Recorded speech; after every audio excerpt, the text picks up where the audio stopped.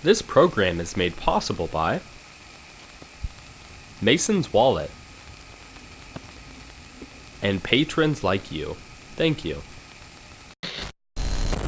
So there's a bunch of videos on YouTube already comparing composite and component cables for the PS2.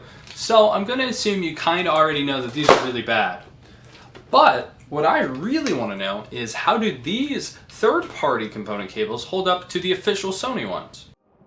I want to go ahead and say that this comparison is going to be running these cables through my FrameMeister. So the picture quality is going to be different than just directly hooking it up to your TV.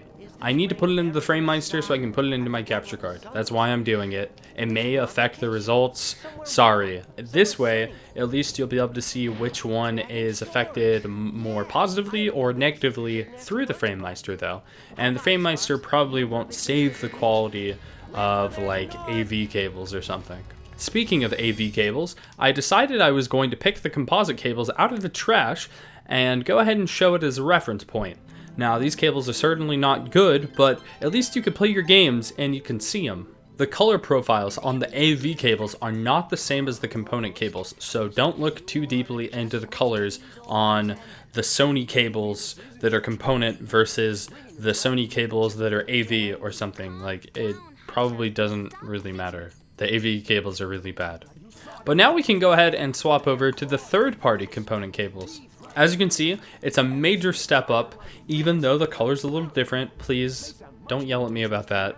But if we do side by side with both the Sony and third-party component cables, you can maybe see a little bit of a difference.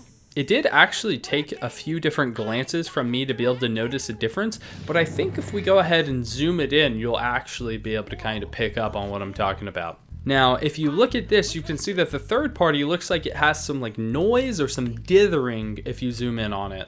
I'm assuming the quality of the shielding in the component cables is a lot worse, like the wires are much more thin or they just lack shielding altogether. Now, this is a PS1 game, so I am going to go ahead and swap it over to a PS2 game, which will actually run in widescreen as well, and you can see if there's any differences between that. So here we are at Jak and Daxter, and you're now looking at the third-party component cables. And now we can go ahead and do the side-by-side again of the official Sony cables versus the third-party component cables. And once again, I'll go ahead and zoom in. Again, with Jak and Daxter, you can see whenever we zoom in, you can really see the difference between the third-party and first-party. But I still don't know how big of an impact it has on the overall picture for me personally. I don't think it's a deal breaker. I think spending $5 on third party versus $50 on Sony, I don't really know that I'd go out of my way to get the Sony, but that's just me personally. I do obviously already have the cables, so that is what I'm going to be using because I do think that it looks better, but I think it kind of looks marginally better.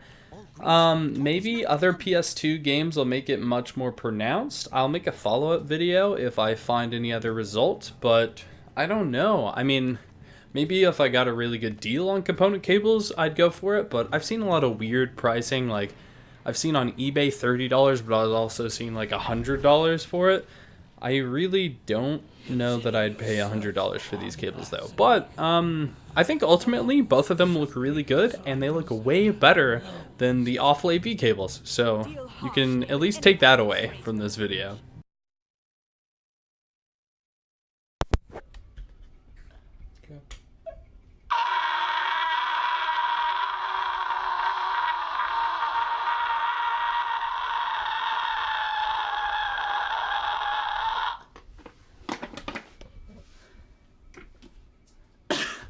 That's it.